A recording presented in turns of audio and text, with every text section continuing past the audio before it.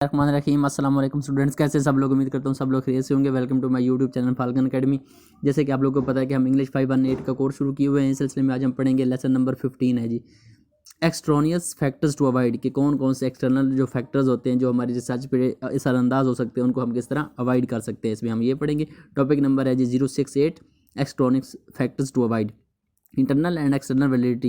Any variable that you are not intentionally studying in your dissertation is an extraneous variable that could threaten the internal validity of your results. ऐसा कोई भी factor जो कि आप intentionally तौर पर study नहीं कर रही है, जो आपकी रिसर्च का हिस्सा नहीं है, वो ऐसा एक्सट्रानियस वेरिएबल होता है जो कि आपकी जो टेस्ट के रिजल्ट होते हैं उनकी वैलिडिटी को उस पर असरअंदाज हो सकता है, उसको इफेक्ट कर सकता है। We try and control these extraneous variables so that they do not become confounding variables. तो हमें चाहिए कि हम इन वेरिएबल्स को, एक्सट्रानियस वेरिएबल्स को कंट्रोल करें ताकि वो हमारे रिजल्ट्स के अंदर कंफाउंडिंग वेरिएबल्स ना बन सके या हमारे रिजल्ट को स्पॉइल ना कर सके। एक्सट्रानियस फैक्टर्स और रिसर्च मैनी फील्ड, जो एक्सट्रानियस फैक्टर्स होते हैं वो रिसर्च मैनी फील्ड के तौर पर काम करते हैं। एक्सट्रानियस फैक्टर्स में contaminate your data affecting internal as well as external validity. और जो एक्सट्रानियस फैक्टर्स होते हैं वो आपके डाटा को कंटामिनेट कर देते हैं, कंटामिनेशन कर देते हैं आपके डाटा के अंदर, जो कि आपकी इंटरनल और एक्सटर्नल वैलिडिटी दोनों पे असरअंदाज होती है चीज़ें, तो आपने इनसे अवॉइड करना है। आगे जी टॉपिक नंबर 069 है जी हिस्ट्री एंड मैचुरेशन, कि इसकी हिस्ट्री और मैचुरेशन की अगर हम बात करें, the factors of history include events taking place at different points in time. कि जो हिस्ट्री के इवेंट्स होते हैं, ये जो फैक्टर ऑफ हिस्ट्री है वो उसमें मुख्तलिफ इवेंट्स जो कि मुख्तलिफ अदवार में हुए होते हैं उनका जिक्र होता है, वो इंक्लूड होते हैं इसके अंदर। मुख्तलिफ दौर में मुख्तलिफ फैक्टर्स जो हुए होते हैं, जो चीज़ें जो इवेंट्स हुए होते हैं। और longitudinal studies are more vulnerably and may be affected by such factors. और जो लॉन्गिट्यूडिनल स्टडीज़ होती हैं वो ज़्यादा इससे अफेक्ट होती हैं, ऐसे फैक्टर से अफेक्ट हो सकती हैं। और studies on the basis of natural sciences, society की अगर बात करें, और फिजिकल चेंजेस, पर्सनैलिटी की बात करें, may influence the result of the study. तो ये चीज़ें भी आपकी जो रिज़ल्ट है उस पर इन्फ्लुएंस कर सकती हैं। तो आगे हिस्ट्री एज एक्सट्रानियस फैक्टर, और हिस्ट्री जो है वो किस तरह एक एक्सट्रानियस फैक्टर के तौर पर असरअंदाज हो सकती है। External events pre test post test में इन्फ्लुएंस द रिजल्ट, कि आपके जो एक्सटर्नल इवेंट्स होते हैं, जो मिसाल का प्री टेस्ट हो गया या पोस्ट टेस्ट हो गया, ये भी आपके रिजल्ट पे इन्फ्लुएंस कर सकते हैं, असरअंदाज हो सकते हैं। आगे मैचुरेशन क्या होती है जी, इंटरनल फैक्टर्स और नेचुरल प्रोसेस। जो इंटरनल फैक्टर्स होते हैं या जो आपके नेचुरल प्रोसेस होते हैं वो भी आपके रिजल्ट पे असरअंदाज हो सकते हैं। फिजिकल भी हो सकते हैं, इमोशनल हो सकते हैं, और कॉग्निटिव स्ट्रक्चर उनका हो सकता है। तो ये सारी चीज़ें ये एज एक्सट्रानियस फैक्टर आपके जो रिजल्ट हैं, टेस्ट के रिजल्ट है, उन पर असरअंदाज हो सकती हैं। For example L2 of young learners using methods, कि आप जब यंग लर्नर्स को L2 सिखा रहे हो तो उसमें आप जो मेथड यूज़ करेंगे तो उसके अंदर भी ये असरअंदाज हो सकते हैं। उसके बाद independent variables, teaching method, depending variable L2, तो ये इन सारे मेथड के अंदर ये असरअंदाज हो सकते हैं। इन सारे मेथड्स के अंदर ये जो एक्सट्रानियस फैक्टर्स हैं हिस्ट्री और मैचुरेशन के, ये इन चीज़ों पे असरअंदाज हो सकते हैं और आपके जो रिजल्ट्स हैं उनको असरअंदाज उनको इफेक्ट कर सकते हैं। आगे जी टॉपिक नंबर 070 है जी 70 टॉपिक है कंट्रोल ग्रुप कंटामिनेशन। क्या होती है जी control group contamination? Control group in studies, control group क्या होता है पढ़ाई के अंदर? Experimental group is treated differently, कि जो एक्सपेरिमेंटल ग्रुप होता है उसको हम डिफरेंट तरीके से ट्रीट करते हैं। कंट्रोल ग्रुप में influence the result because the treatment, जो कंट्रोल ग्रुप होता है वो आपके टेस्ट रिजल्ट को इन्फ्लुएंस कर सकता है, इफेक्ट कर सकता है।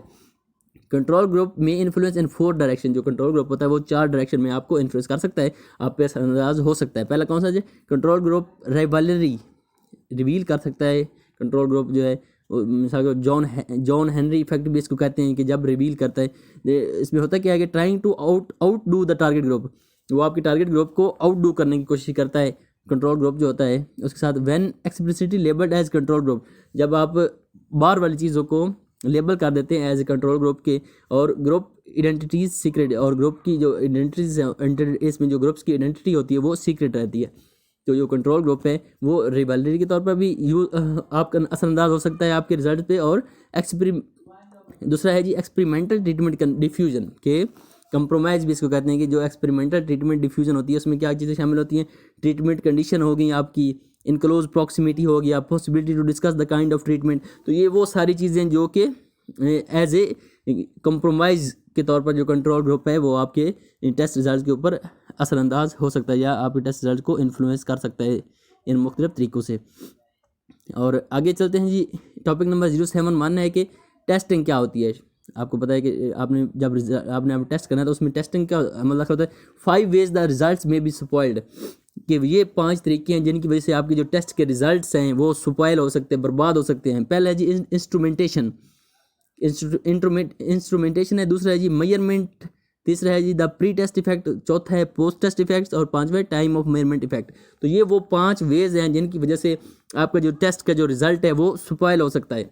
और इनमें अगर आप फर्दर बात करें तो इंस्ट्रूमेंट में आ जाता है कि डिफरेंट इंस्ट्रूमेंट यूज्ड, कि आपने डिफरेंट इंस्ट्रूमेंट एक ही काम के लिए यूज़ कर दिए, और प्री एमसीक्यूज पोस्ट एसेज आपने ले लिए, पुअर इंग्लिश प्रोफिशिएंसी आपके पास है, और पैरेलल टेस्टिंग करके, तो ये इंस्ट्रूमेंट की वजह से आपका टेस्ट स्पॉइल हो सकता है।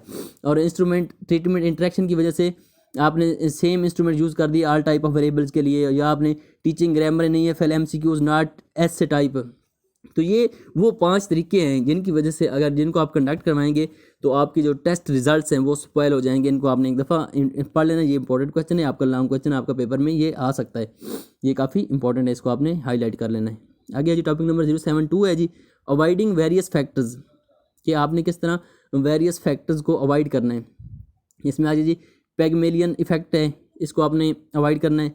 Why in measuring DV distort the study result, कि आपका आप किस तरह जो आपके स्टडी रिजल्ट्स है वो आप किस तरह कौन से वो तरीके हैं जिनके ज़रिए आप मेजर कर सकते हैं कि आपका जो स्टडी रिजल्ट है। पैगमेलियन इफेक्ट क्या हो सकता है आपकी स्टडी पे। रिसर्चर इफेक्ट ये होता है परसेप्शन ऑफ पार्टिसिपेंट बिहेवियर, के आप पहले से परसेप्शन एक कायम कर लेते हैं कि भाई बिहेवियर का ये रिस्पॉन्स होगा, तो इससे भी आपका जो रिजल्ट है वो स्पॉइल हो सकता है। उसके बाद हाथॉर्न इफेक्ट है, क्या है जी पार्टिसिपेंट बिहेव डिफरेंटली, इसमें जो पार्टिसिपेंट्स होते हैं मुख्तलिफ तरीके से बिहेव करते हैं।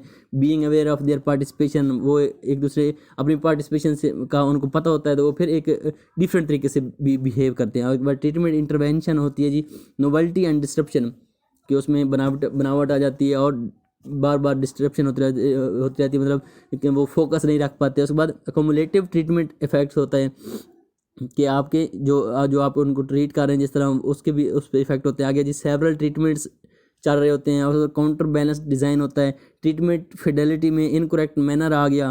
ट्रीटमेंट स्टैंड टाइम इंटरेक्शन में टाइम फॉर नोटिसेबल इफेक्ट आ गया। टचिंग टीचिंग मैथडोलॉजी आ गया। तो ये वो सारी चीज़ें हैं, ये वो सारे इफेक्ट्स हैं जो कि आपकी स्टडी रिजल्ट्स पे आ सकते हैं, और आपने जो स्टडी के रिजल्ट्स हैं इन फैक्टर्स को आपने अवॉइड करना है। तो बाई अवॉइडिंग दीज फैक्टर आपकी जो स्टडी है वो ज़्यादा वैल्यूएबल और आपकी अथेंटिक स्टडी आप कंडक्ट करवा सकते हैं। तो इसी के साथ आपका जो लेसन नंबर 15 है ये कंप्लीट होता है। नेक्स्ट वीडियो में आपके साथ शेयर करेंगे लेसन नंबर 16। अगर आपको कोई क्वेश्चन हो तो कमेंट सेक्शन में ज़रूर पूछा करें। तब तक के लिए अपना ख्याल रखिएगा और अपने इस चैनल का भी। अल्लाह हाफिज़।